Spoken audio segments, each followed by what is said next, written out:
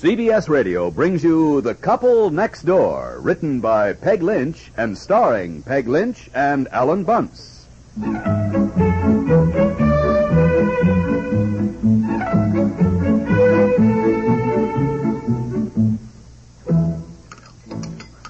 For goodness sakes, now eat some breakfast. You complain about our being on a diet, then you don't eat what I do give you. Yeah, well, I guess I'm getting adjusted to less food. Anyhow, I'm not very hungry this morning.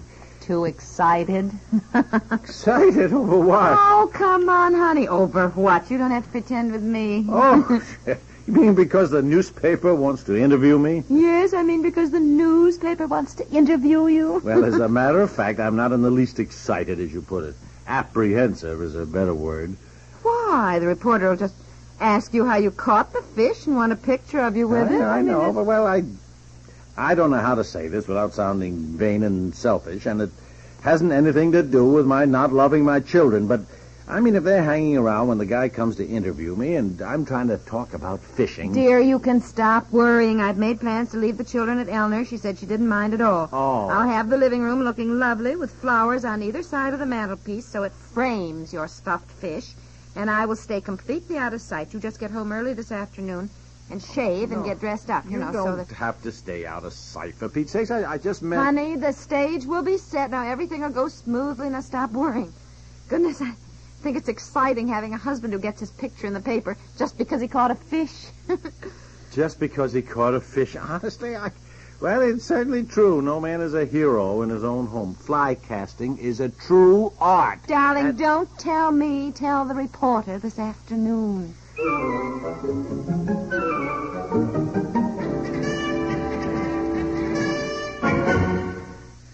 Picnic weather is here, and you'll find a handy checklist of picnic items at your store, courtesy of Fritos Corn Chips. And when you pack for a picnic, pack Fritos for sure. Crisp, munchy Fritos Corn Chips go great with sandwiches, fried chicken, potato salad, any picnic fare.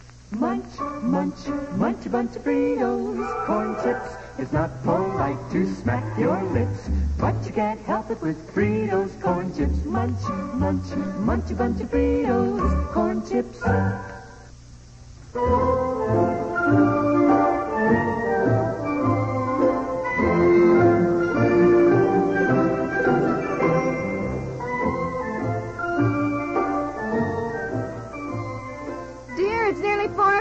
The reporter from the paper will be here. Yeah. What are you doing here? I'm ready. Are you ready? I had to shower and shave, and then I couldn't decide what to put on. Now, look, do you think this sports jacket looks all right? Well, goodness, isn't it too hot? It's a winter jacket. I think it'll photograph better. I mean, that light summer jacket might look kind of funny in a picture. Well, you know. maybe so, yes. Well, you look very nice. Yeah. Very nice. Living room look all right? I put flowers on either end of the mantel. Now I think it looks like too much. Think I should put one vase on the coffee table? Or maybe the end table over there? I don't know. They doesn't matter. I just... Well, it does matter, dear. If the picture in the paper says Mr. Piper photographed in his home standing by the fireplace and so forth, I want our home to look nice.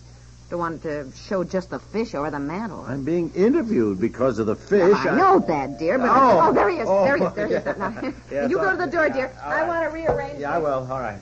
flowers quickly. Go on. Yeah. Let him in. Oh, well, good afternoon. Mr. Piper, I'm Ron Dudley from the Post Bulletin. Oh, yes. Come in. Yeah. A few minutes early, I guess. Oh, no, that's all right. This is my wife. Ron Dudley from the Post Bulletin. How do you do, Mrs. Piper? How do you do? My goodness, you're a reporter? Well, I am now. It's my first job and my first assignment. Oh. I graduated in June, and I'm going on to the university in the fall, taking up journalism. So I kind of wanted to get some experience this summer. Yes, I should say. Well, isn't that exciting, dear? You're his first assignment. Yes, I should say. Well, I guess you want to know about my Musky. Well, it's right there, over the mantel. There it is. I caught him at Mallard Lake July 3rd. He's 21 pounds and 6 ounces. Boy, he sure doesn't look like he weighs 21 pounds. Well, he shrunk. The taxidermist explained that they shrink a little in mounting. A little? Boy, I didn't know they'd shrink like that. That was 21 pounds? And 6 ounces. You know, my dad caught a swordfish off the coast of Florida one time. Boy, that was a whopper. Weighed over 300 pounds. Really? Uh-huh. Well, that's ocean fishing. Of course, they come bigger.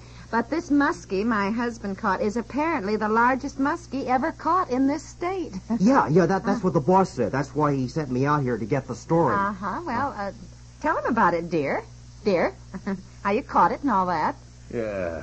Well, actually, I was fishing for bass, you see, and I was using a bucktail fly with a number 8 hook. And, well, all of a sudden, I felt this tug on the line, and this fish leaped out of the water. And Fred Beitner, who was with me, yelled out, it's a muskie. Fred yelled, it's a muskie. It's a muskie. And, well, we couldn't believe it, you know. Here I was just using a bucktail fly with this number 8 hook. Don't you want to take some notes on all this? No, I don't believe in taking notes when I'm interviewing people. I think it's distracting to the person who's being interviewed, that they get nervous when they see you scribbling down things. So I have a theory that it's better to train my memory so when I interview people, they can relax and be natural. You know, just be themselves. You see, I feel what you caught the fish with isn't important. Isn't important? Dear. Young man, it is absolutely incredible that I would catch a 21-pound, 6-ounce muskie with a bucktail fly on a number 8 hook. Oh, okay. I'll mention it. Well. But I have a theory that the people who read the papers want to know more than just cold facts. A true journalist should be able to convey the mood, the inner joy that a true fisherman, such as yourself, sir, experiences when he feels that magical first tug on the line. And to recapture that mood, Mr. Piper, I'd appreciate it if you would get into your regular fishing clothes. What you wore that day. Then I'll get the picture. His old fishing clothes? Yeah, and we can rub a little dirt in his face to darken it so he looks like he needs a shave. Well, he looks like a bum anyhow in the dreadful fishing clothes without rubbing dirt on his face, young man. I mean, really... If I may say something, I think we'd better forget the whole thing. Oh, Mr. Piper, the editor said I was to get you in your fishing clothes. Local color, human interest. Well, I'll lose my job if I mean, golly, You wouldn't want him to lose his job, dear.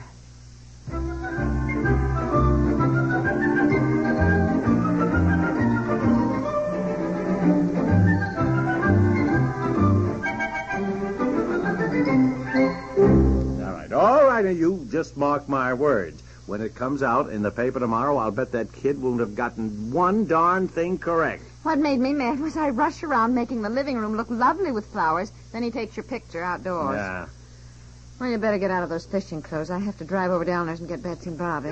You could see. Anyone would know he doesn't know one thing about fishing. Yet he did not take one single note. It isn't important, he says. It isn't important when I told him I caught the muskie with a bucktail fly on a number 8 hook. Did you hear him? You heard him. It isn't important, he said. Well, all right, he said he'd mention it.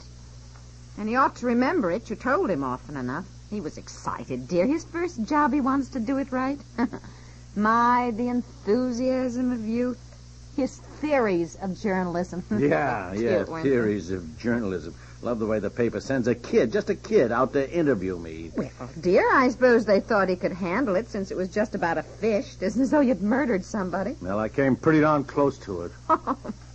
He was a nice young man.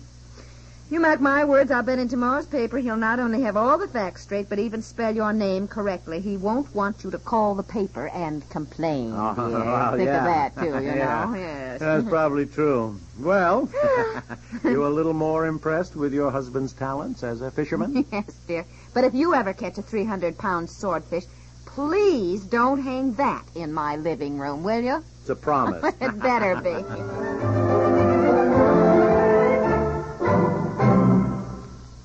Constipation can be a problem for anyone, even doctors.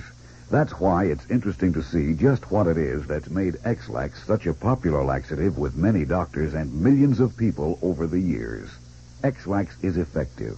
Overnight it helps you toward your normal regularity. And X-Lax is so gentle, so close to natural acting, there's no upset. Remember, chocolated X-Lax helps you toward your normal regularity gently, overnight. The Couple Next Door stars Peg Lynch and Alan Bunce.